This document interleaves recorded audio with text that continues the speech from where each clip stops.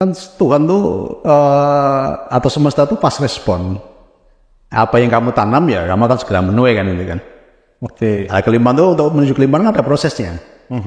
Ya, udah kita ajarkan tahapan-tahapan menuju kelimpahan itu kan kita ajarkan.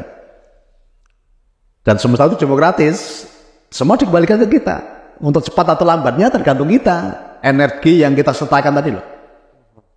Kalau energinya yang kita sertakan tuh energinya tinggi, ya udah hasilnya juga cepat. Bagaimana caranya supaya energinya tinggi? Nah, kalau tinggi tadi jaga hatimu. Kalau hatimu dipenuhi dengan kenyamanan, kedamaian, bahagia, sukacita, itu otomatis energinya tinggi. Okay. Tapi kalau hatimu dipenuhi dengan ketakutan, kekhawatiran, kebencian, kemarahan, sakit hati, keserakahan, itu energinya kecil. Oke. Gitu loh. Jadi Tuhan kita ini Tuhan yang sangat demokratis tadi loh. Sangat demokratis. Jadi sebenarnya semua keputusan itu ada di kita ya Pak? Tuhan sudah memberikan rambu-rambu sebetulnya. Oke. Masa depan sungguh ada. Dan harapanmu tidak akan pernah. Harapan, bicara harapan itu apapun, kita bisa berharap apapun. Betul. Dan Tuhan janji tidak akan pernah hilang. Nah, cuma untuk mencapainya tadi cepat atau lambatnya ya energi yang kita sertakan tadi. Pak Niko sering mengatakan bahwa sebenarnya kalau memiliki masalah pun jangan cari jalan keluar, tapi jalan ke dalam. Jalan ke dalam itu hati kita. Hati kita. Contoh kemarin ketika ada kejadian yang rame-rame dengan saudara-saudara kita dari timur itu. Kan saya selalu tenang. Saya selalu tenang. Bahkan ketika banyak orang mau ngambil jalan pintas, jalan cepat, saya katakan, no, jangan. Kita ikuti proses dulu. Oke. Kenapa saya mau lihat proses ini yang sampai selesai seperti apa? Yang penting Pak Niko sudah melakukan bagian saya, dan saya tidak melakukan kesalahan di situ. Jadi kalau bicara kerugian, kita yang rugi karena saya sudah keluar biaya. Betul. Iya kan, tenaga. Tapi kan saya nggak pernah keluar gitu kan, saya nggak pernah menyalahkan siapapun. Nah, Pak Niko kembali ke, saya masih ingin membahas tentang keberlimpahan tadi karena memang dalam konteks komunitas yang Pak Niko bangun ini, memang terbukti banyak orang yang sudah berubah kehidupannya. Ya, yang keterpurukannya luar biasa menjadi keberlimpahan. Cuman memang ada orang yang melihatnya dengan kacamata yang kurang tepat bahwa ini tuh terlalu cepat dan ini tuh membuat semua proses yang misalkan yang harusnya proses orang itu jalan 1 kilo ini kayak potong kompas 500 meter saja sudah. Ya. Jadi banyak orang tuh selalu pakai tolok ukur rata-rata. Kebanyakan kan itu kan. Tuh. Ini selalu orang pakai tolok ukurnya itu. Sementara Tuhan tuh tidak seperti itu. Jadilah pribadi yang berbeda. Unik. Jadilah pribadi yang di atas rata-rata. Karena aku ini Tuhanmu yang tidak terbatas. Lah, selama banyak orang pakai standar rata-rata. Tidak mau belajar dari semesta. Kan itu. Ketika melihat hitungan agak tinggi, wow, ini ya pasti begini. Ya. Kenapa nggak belajar dari semesta? Semesta itu selalu bicara kelimpahan. Ya. Kenapa nggak belajar dari petani, nanam jagung 1 tumbuhnya berapa kali lipat? Padi, mangga itu nanamnya cuma 1 itu, panennya berapa? Berlipat-lipat. Dan konsep itu yang Pak Niko bawa. Iya, karena itu hukumnya Tuhan itu. Siapa menabur pasti, dan toyan pasti lebih banyak daripada tak. Karena saya tahu bahwa Tuhan kita Tuhan yang tidak terbatas, unlimited. Contohnya kita punya tambang pasir ya. Itu tambang itu pasir Merapi katakan ya. Pasir Merapi itu sudah diambil ratusan tahun dan setiap hari itu puluhan ribu truk. Nggak pernah habis. Ya, ketika mau habis ya batu gitu aja penuh lagi. Kan itu kan? Apa Tuhan itu menjamin gitu loh, menjamin. Selama kamu udah bicara kebermanfaatan, tidak untuk egomu, tidak untuk memuaskan nafsumu, semesta sediakan. Dan caranya harus benar ya Pak ya. Caranya proses ya gitu, proses. Jangan Tahan uji tadi. betul, tahapan-tahapannya. Betul. Oke, Pak Niko, bagaimana dengan budaya konsumerisme yang hari ini Ya hanya karena banyak orang membangun tampilan jasmani yang tadi loh. Betul. Bangun larinya tadi itu berarti apa? Jiwanya masih lemah. Ingin segera dipuji, ingin segera orang melihat dia tuh wow gitu kan. Itu kan menunjukkan jiwanya masih lemah itu.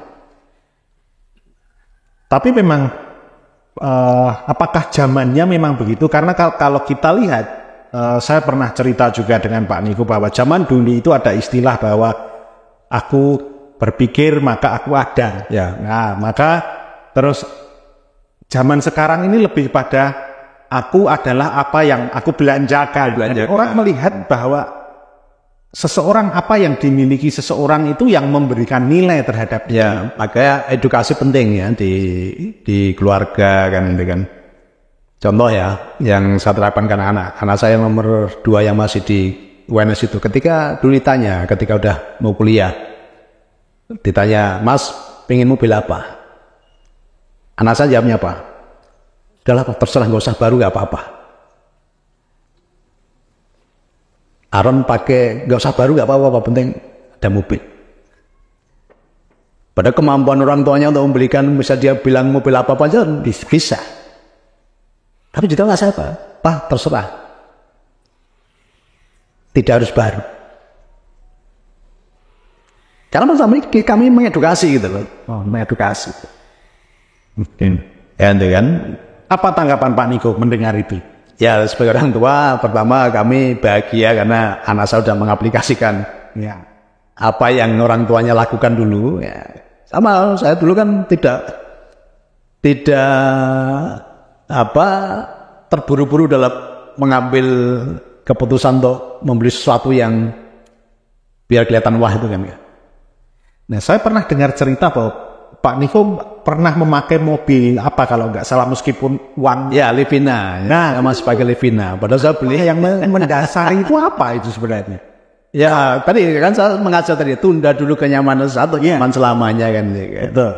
Nah, pada saat itu loh Pak Niko dengan kemampuan seperti itu masih. Karena saya belajar gini Mas, orang itu, saya pun nggak mau orang melihat saya itu dari apa yang saya pakai. Jadi jangan sampai orang itu melihat saya, kemudian nyaman bersama saya itu melihat apa yang saya pakai. Itu kan hanya kamuflase kalau apa yang kita pakai itu. Betul.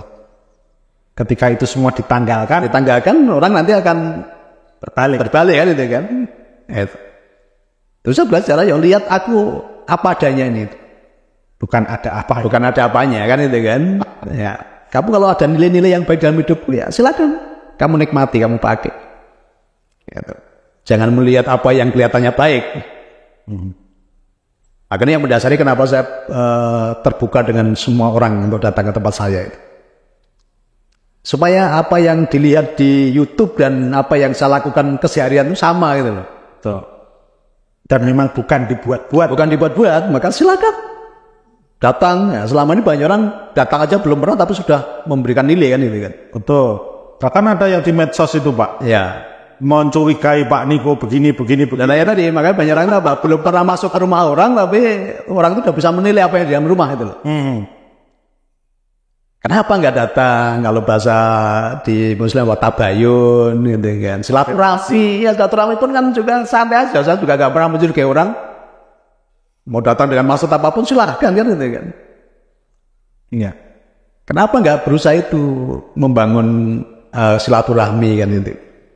Oke. Toh saya juga nggak pernah tanya tujuanmu ke sini apa kan itu kan. Karena baru sudah terbuka kan itu kan. Betul. Nah, terakhir untuk segmen yang pertama ini Pak, saya ingin tanya, seperti yang Pak Niko sampaikan dan Pak Niko sudah teladankan ya, bagaimana sih kita, tipsnya apa? Kita dalam hidup yang berkelimpahan tetapi tidak cinta uang Pak. Ya. Cinta uang dalam arti negatif ya, Pak. Jadi prinsip gini ya, kalau di bicara spiritual itu begini. Tapi jadikan dia hamba yang setia. Gitu loh. Caranya? Saya teruskan dulu ya. Dan kalau uang itu hamba, kita ini tuan. Tapi jadilah tuan yang bijaksana dan cermat. Ini penting. Tadi posisi uang tadi sebagai hamba, jadikan hamba yang setia. Kan kita bisa menjadi punya hamba-hamba yang setia. Betul. Bagaimana caranya? Ya perlakuan hamba itu dengan baik. Perintahkan hamba itu melakukan kebaikan-kebaikan. Ajarkan tentang kebaikan-kebaikan dalam hidupnya kan gitu. Sama, uang itu kalau kita sudah pakai untuk kebaikan-kebaikan. Uang ini kan juga punya rasa bahagia juga. Energi kan itu kan. Ketika kita sudah perlakukan dengan baik dan dia membawa kebaikan, uang pun akan menjadi uang yang bahagia itu. Uang yang sudah nyaman dengan kita. Karena hamba yang setia tadi. Namanya hamba yang setia ketika kita terus pergi, pasti akan balik lagi. Dan baliknya tadi ya, selalu saya ajarkan tidak sendirian, selalu bawa teman-temannya. Karena di luar sana ketemu uang-uang yang tidak bahagia. Ketemu uang-uang yang diperlakukan tidak adil, diperlakukan tidak nyaman bersama tuan-tuan di luar sana. Uang-uang yang dipakai untuk sesuatu yang tidak membawa kebermanfaatan. Kan uang pun tidak bahagia kalau diperlakukan seperti itu.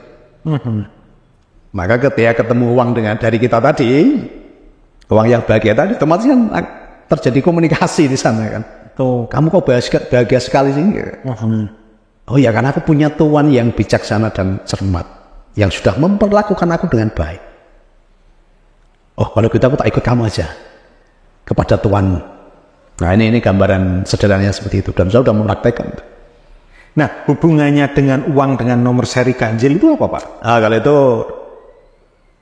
ya itu kan tahapan nomor berapa itu? Nomor 4 ya. Nah, Oke. Ya itu ada nilainya, ada filosofinya. Ini ya dengan kita sudah berproses tadi. Kalau selama ini banyak orang kan tidak pernah menganggap uang itu sesuatu yang punya nilai. Betul. Asal keluar ya. Kemudian tidak pernah berterima kasih dengan uang. Ya dianggap uang itu sesuatu yang biasa gitu. Ya, dengan tak kasih saran untuk mencari uang seri ganjil tadi, otomatis setiap dia menerima uang, ya otomatis ya perhatikan uang itu kan, dilihat-lihat, ya kan, ya akhirnya membangun hubungan baik dengan uang itu loh. Ketika gila kan juga ngelus-ngelus dia kan, ada perasaan rindu, ada perasaan sayang gitu kan. Terus dia ngomong ketika nomor serinya nggak ganjil atau ganjilnya kurang komplit kan, aduh sayang ya, iya kan. Nah, tapi itu ucapan kata sayang kepada uangnya banyak orang mengalami ini portal yang sangat kuat. Pak sayang itu kan hanya untuk Tuhan, Pak. Betul, musyrik.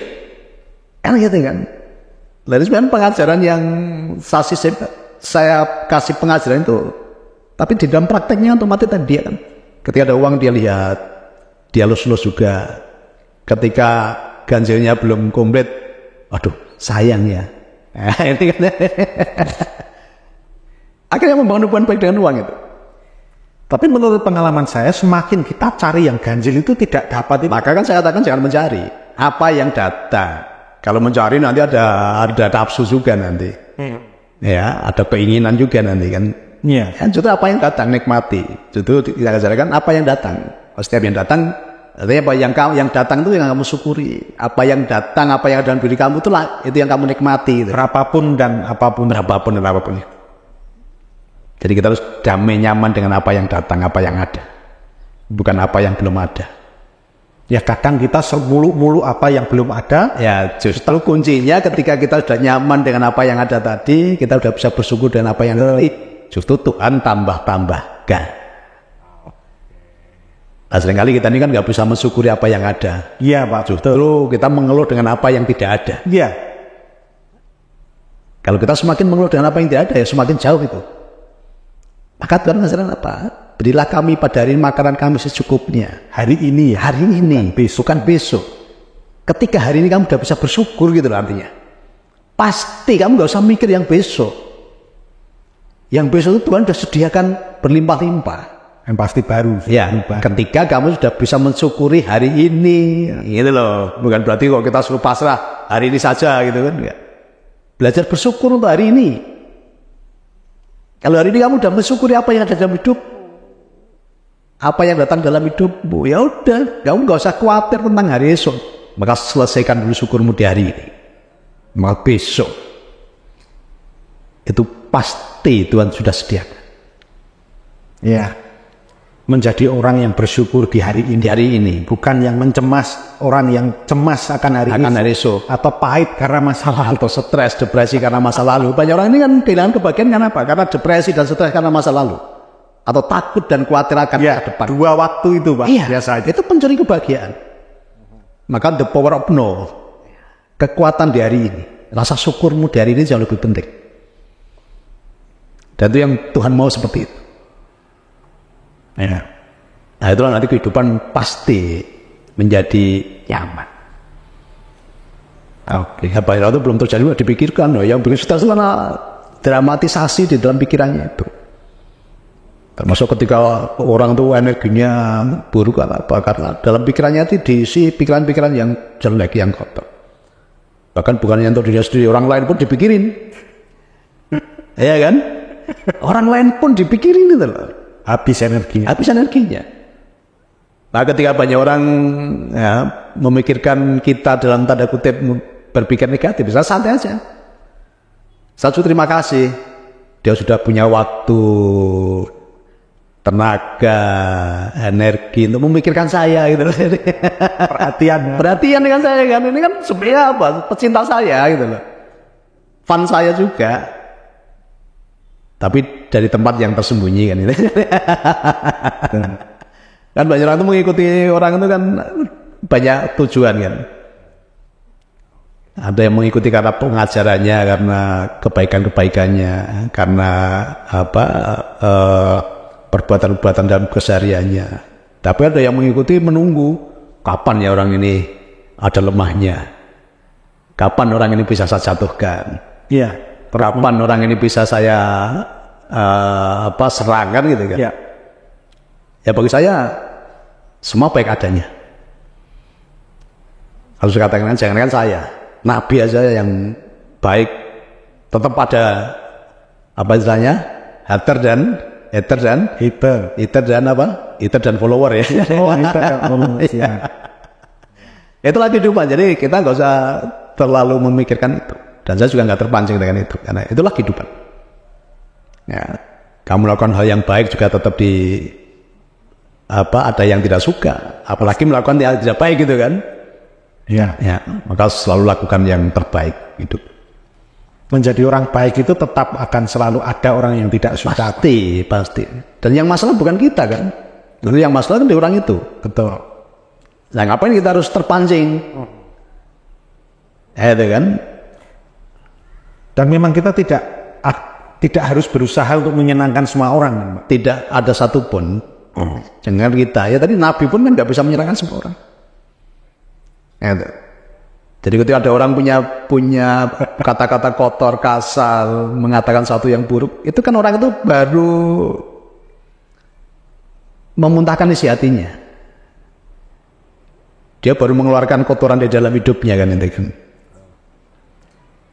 Dan langkah baiknya jangan dipungut kan itu kan ya, sudah selesai. Karena apa yang dikatakan orang itu yang keluar dari hatinya. Nah, salahnya banyak orang apa ikut memungutnya gitu loh. Kalau nggak kita pungut kan kotoran hatinya ya bersama dia lagi kan. Di dalamnya masih ada kotoran, di luarnya pun penuh dengan kotoran kan itu kan. Ya, ini pelajaran yang harus kita semua terus belajar itu. Kadang saya pun juga masih sering terpancing-pancing juga, tapi ketika ada kesadaran tadi, ngapain harus direspon? Kan dia sedang mengeluarkan kotoran dari hatinya. Nah, secara manusiawi kadang kan gitu kan. Nah, tapi tetap itu sih. Maka harus dalam kesadaran tadi. Kalau kesadaran sudah nyaman gitu kan. Ya, Pak Niko, sementara itu untuk segmen pertama. Setelah ini kita akan melanjutkan untuk segmen kedua dengan bahasan yang berbeda. Terima kasih Mas Pirto. Untuk keluarga besar Dinasti Nusantara Group, selalu berpikir positif, berkata-kata positif, berperasaan positif, dan berperilaku positif. Hasilnya pasti positif. Salam sehat berkelimpahan, sugih bareng, happy bareng, Nusantara